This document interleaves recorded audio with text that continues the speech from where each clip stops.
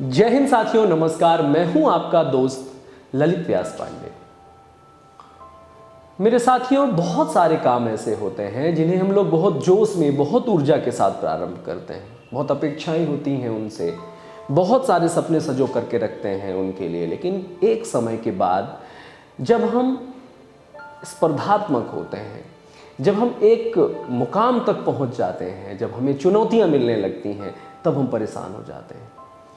उस परेशानी में अपने आप को संभाल करके जो लोग रख लेते हैं, वो अपनी मंजिल तक पहुंचते हैं और वो सफल कहलाते हैं। मंजिल तक पहुंचने का मतलब ये है कि आप कभी पूर्ण सफल भी हो सकते हैं, कभी आप अधूरे सफल भी हो सकते हैं। उसके बाद आपको एनालिसिस ये करना होता है कि आपसे मिस्टेक्स कहाँ पर हो गई हैं। उन गलतियों को दोबारा रिपीट नहीं करते हैं और हम फिर से नई चुनौतियों का सामना करते हैं और उन पर आगे बढ़ते हैं। मेरे प्यारे साथियों, इसी दरमियान मेरी भेंट हुई अभी भोपाल में एक कार्यक्रम के दौरान मिस्टर पीयूष मिश्रा सर से। पीयूष मिश्रा सर को तो आप सब लोग जानते ही होंगे।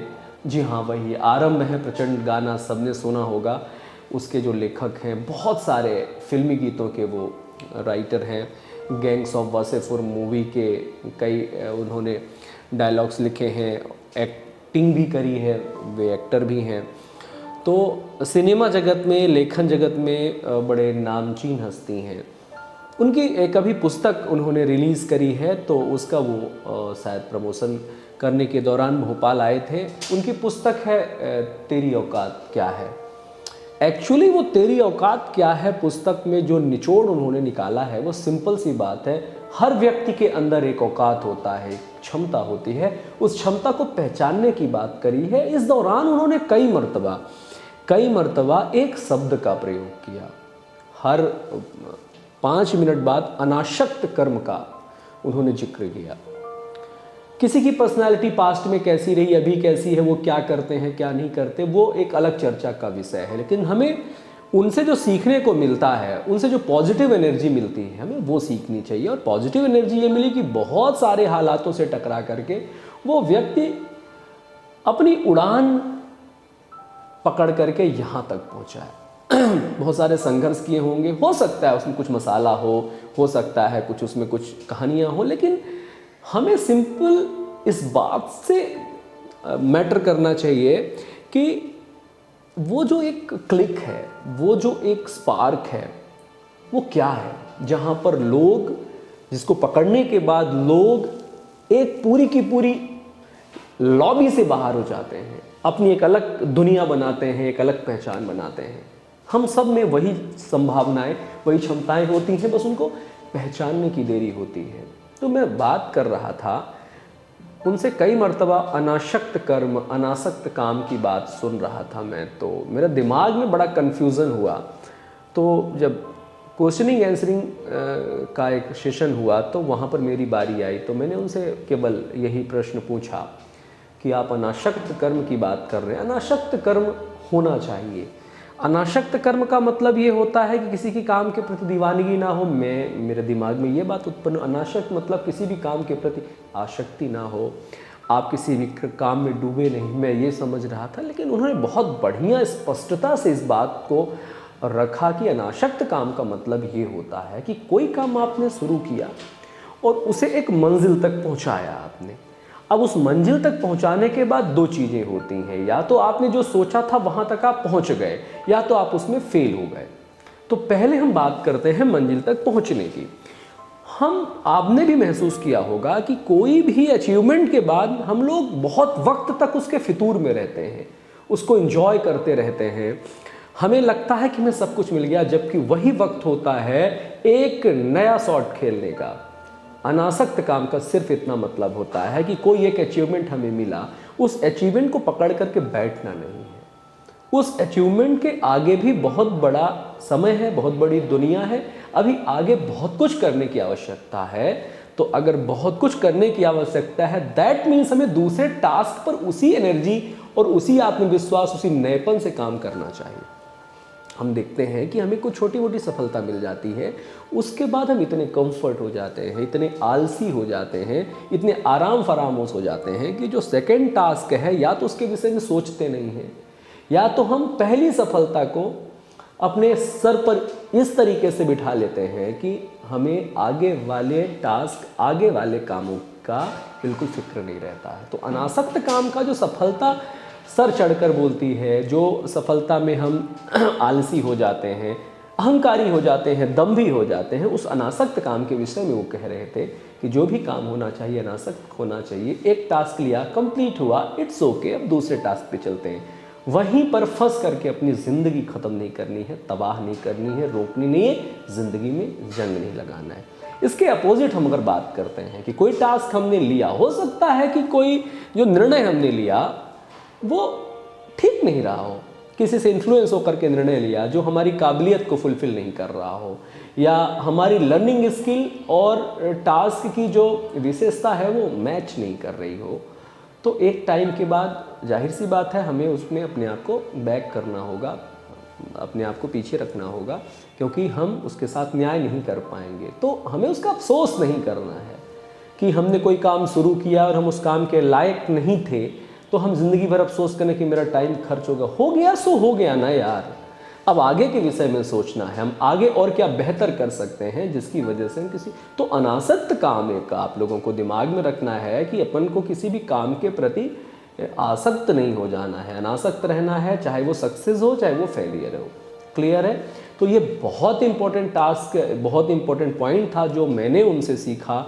और बहुत सारी चीज़ें थी जब हम किसी अच्छे शख्सियत को सुनते हैं तो पहली बात तो हम परसेप्शन बना करके ना जाएं, हम अपने ज्ञान को थोड़ा सा साइड में रख दें तभी हम किसी को सार्थक तरीके से सुन पाएंगे, समझ पाएंगे। एक्चुअली हमें जीवन में गुड लर्नर बनना बहुत ज़्यादा ज़रूरी है। हम जीवन में सब कुछ बन जाते हैं लेकिन गुड लर्नर नहीं बनते, क्योंकि हम महाज्ञानी अपने आप को महसूस करते हैं। हम अपने से छोटे से भी सीख सकते हैं, अपने समकक्ष से भी सीख सकते हैं, और अपने से सीनियर और बड़े से तो सीख ही सकते हैं। तो हम सीख, एक बात बताइए कि किस घड़े में पानी आएगा? जो घड़ा भरा होगा उसमें आप पानी डालेंगे तो पानी नया इंक्लूड होगा, या जो घड़ा खाली होगा? बहुत सिंपल सी बात है ना। जाहिर सी बात है जो घड़ा खाली होगा उसमें आप बाहर का पानी ऐड कर सकते हैं। इसलिए जब आप किसी से मिलें, किसी को सुने, किसी को जाने, तो पहले तो धारणा ना बनाएं। दूसरा, कम ज्ञानी बन करके उन्हें सुनेंगे तो उनसे बहुत सारी चीज़ें आप सीख पाएंगे। उनके पास क्या अवगुण रहे हैं? क्या होता है ना कि कई बार हम वो पॉजिटिव वेव के चक्कर में ना गुण अवगुण को ढूंढना भूल जाते हैं। ऐसा नहीं है कि केवल हमें पॉजिटिव बात सुननी है, देखनी, करनी है। नो, यही तो मसला है ना जीवन में। कई बार हम इस पॉजिटिव के चक्कर में हम नेगेटिव पहचान ही तो नहीं पाते। इसलिए गुण अवगुण दोनों के विषय में हमें जानकारी होनी चाहिए। किसी के क्या अवगुण थे, उसने फिर उनके साथ कैसे अपना जीवन का जो संघर्ष था, जो टास्क थे, उसको कैसे टैकल किया, कैसे मैनेज किया उसको। दैट्स वाई क्रिटिसाइज करना है, आप फ्री हैं, लेकिन आपकी लाइफ क्रिटिसाइज करने से ठीक नहीं होगी। क्योंकि मुझे लगता है कि हमें अपने आप को इम्प्रूव करने की बड़ी ज़रूरत है। उसमें आलोचना सहना भी होता है, उसमें रिजेक्शन सहना भी होता है। ये भी एक संवाद के दौरान किसी ने पूछा था तो बड़ी अच्छी बात थी। किसी ने कहा कि हम कुछ करते हैं तो अप्रिसिएशन नहीं मिलता है, रिजेक्शन ज़्यादा मिलता है। तो it's a part of career, ये आपके करियर का पार्ट होता है। रिजेक्शन का मतलब है कि आप गलत काम नहीं कर रहे हैं, आपका काम खराब नहीं है। रिजेक्शन का मतलब ये भी होता है कि आप बहुत बेहतर काम कर रहे हैं, लेकिन जो आपको रिजेक्ट कर रहा है वो पचा नहीं पा रहा हो आपके बेहतर काम को। जो आपको इग्नोर कर रहा है, जो आपकी अवहेलना कर रहा है, हो सकता है वो आपको पचा नहीं पा रहा, आपको बर्दाश्त नहीं कर पा रहा। तो दैट इज़ योर अचीवमेंट, और आप उससे जूझिए, उससे लड़िए। परेशान होकर के गिव अप मत करिए। छोटे छोटे टास्क करते रहिए, और वो अवसर कभी नहीं आते हैं जब करेक्ट टाइम होगा। करेक्ट टाइम सिर्फ वही होता है जब आप करना स्टार्ट कर देते हैं। तो आप काम करते रहिए, एनालिसिस करते रहिए, और बीच बीच में अपने आप को इस बात को ज़रूर स्वयं एनालिसिस करिए, विश्लेषण करिए कि कहीं आपने गलत टास्क तो नहीं चुन लिया किसी और को देख करके। कई बार हम इन्फ्लुएंस होकर के गलत टास्क चुन लेते हैं।